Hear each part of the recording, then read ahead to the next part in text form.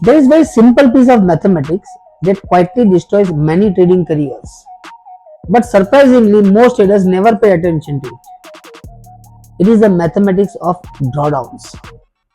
And once you truly understand drawdowns, the way you approach trading will change completely. Because in trading, losses do not behave in a linear way, they behave in a mathematically dangerous way. Let me explain this with a simple idea. If a trader loses 10% of capital, the recovery required is not 10%, it is slightly more. For example, if you start with 1 lakh capital and you lose 10%, your capital becomes 90,000. Now to return back to 1 lakh, you need approximately 11%. That is manageable. But now let us change the situation. Suppose a trader loses 50% of the capital. So it will come from 1 lakh to 50,000. Now to go back to the starting point of 1 lakh, the trader must make 100% return. And this is where drawdowns become dangerous. Because losses grow faster than recoveries. Many traders focus only on profits. They think about monthly returns, income targets, winning streaks, big trades. But pro traders think about something very different. They think about capital preservation first.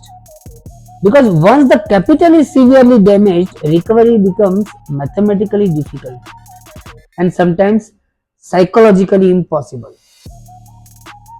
Large drawdowns do not only damage capital, they damage confidence.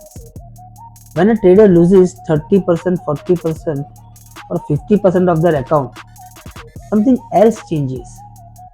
They start doubting their strategy, they start changing systems, they start increasing risk to cover faster. And that is where the situation becomes even worse. Because now both mathematics and psychology are working against the trader. Professional traders understand something very clearly. Their first goal is not to maximize profit. Their first goal is to avoid large drawdowns. Because once large drawdowns are avoided, capital stays stable, confidence stays stable, and that trader can continue operating rationally.